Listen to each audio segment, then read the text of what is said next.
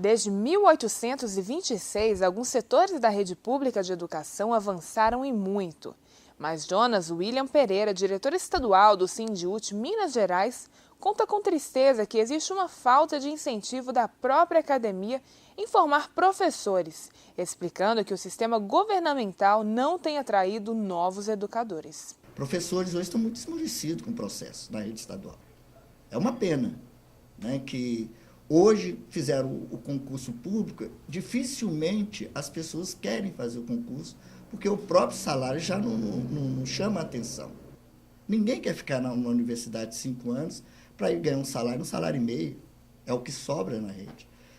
Minas Gerais é considerado o estado que mais investiu em educação nos últimos anos. No entanto, mais de 90% dos alunos matriculados em ensino fundamental não faz parte do projeto Ensino Fundamental em Tempo Integral.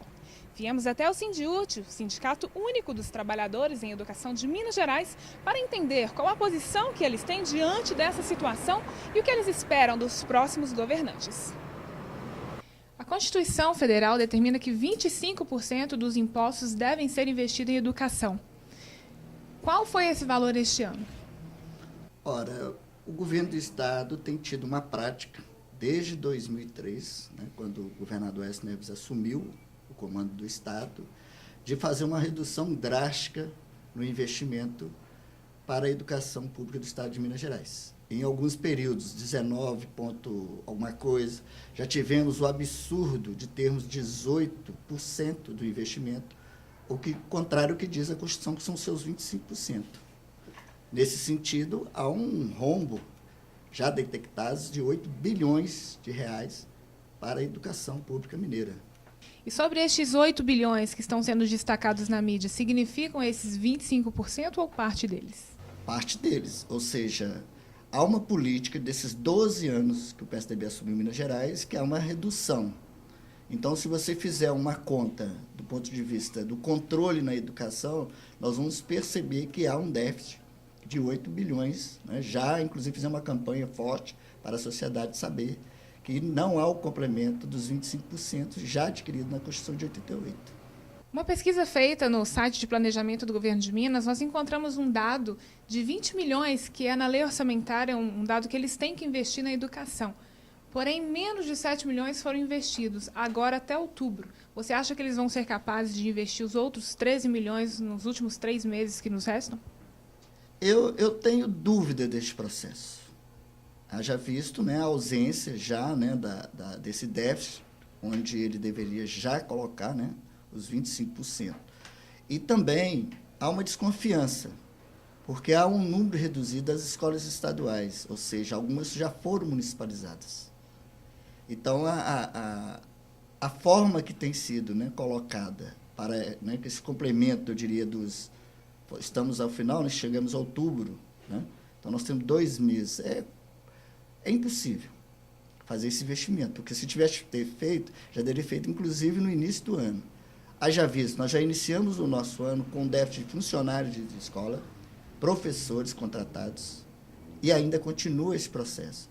Sem contar a Lei 100, que vários professores, né, já adoeceram nesse processo. Onde será que ele vai colocar esse investimento?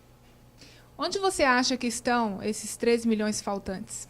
Bom, o governo tem a sua política, né, eu diria, econômica. A meu ver, são políticas errôneas. Né? Foram projetos que eles apostavam que dariam certo, e no final a sociedade percebeu, os próprios alunos, inclusive, fizeram vários movimentos, né? O movimento de junho para a busca, né, de uma educação de qualidade, percebe-se que não há uma estrutura no Estado adequada. Não é uma escola que você percebe que todas as escolas da rede estadual deveriam ter o mesmo tratamento, e não é o que a gente percebe isso. Quais as maiores carências dos profissionais da área de educação? Eu percebo, né, primeiro, a autoestima de todos nós educadores, seja os funcionários, os próprios professores, os diretores de escolas, que inclusive estiveram na Lei 100, que foi uma lei feita pelo governador na época, em 2007, feriu-se a Constituição. Alguns professores do processo de democratização da gestão escolar candidataram-se a ser diretor da escola, ganharam a eleição, o cargo dele teve que ter contratados no lugar, Agora, a lei caiu e como fica a situação, por exemplo, do professor que virou diretor, do vice-diretor e do secretário de escola. Esses cargos não foram para o concurso. Ou seja, eles estão extremamente preocupados. Eu sou da Lei 100, 17 anos na função, e também estou preocupado com a situação, né? E somos quase 100 mil trabalhadores e trabalhadoras em educação nessa angústia, né? Eu acho que esse é o primeiro ponto. O segundo ponto, a ausência desses 8 bilhões hoje reflete na qualidade, na estrutura escolar, sobre todos os aspectos.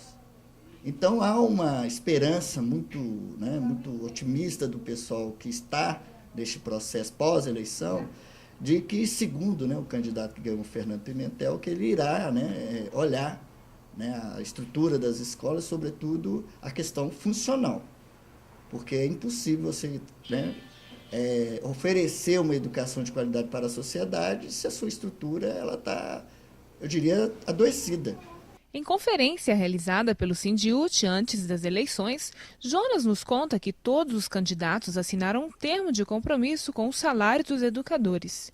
Ele se mostrou positivo, acreditando em Fernando Pimentel, que foi felizardo, sabendo que é preciso paciência, mas que continuam com esperança na melhoria do piso salarial. Bom, ele assinou um termo de compromisso, né, com os educadores na nossa conferência de 30 e 31 em Contagem, foi um termo de compromisso. Todos os candidatos ao governo do Estado de Minas foram convidados, né, com este termo, a linguagem era a mesma, e todos se comprometeram, né, a assumir essa responsabilidade. O Fernando Pimentel foi feliz neste processo, e agora a gente também não adianta a gente chegar em janeiro e já falar o que é o piso.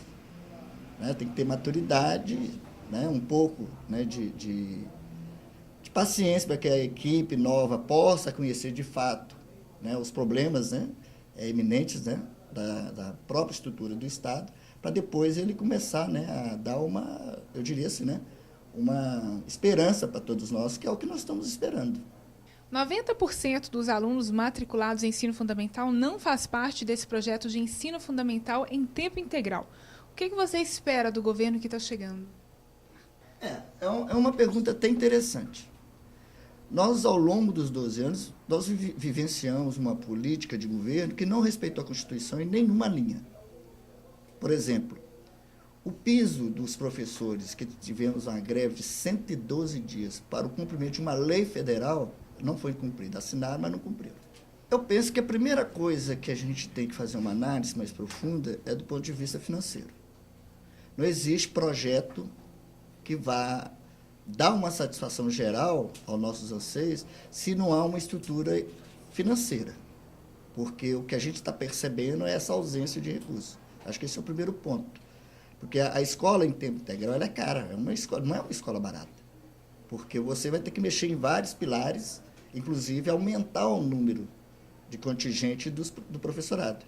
Porque exige essa mecânica, né, de dizer que quando há uma escola do seu ensino regular normal, há um número de redução. Mas quando você vai ao tempo integral, você tem que contratar mais professores, funcionários, bobeiras para a escola, enfim, mexer com a estrutura da escola para que esse projeto dê certo.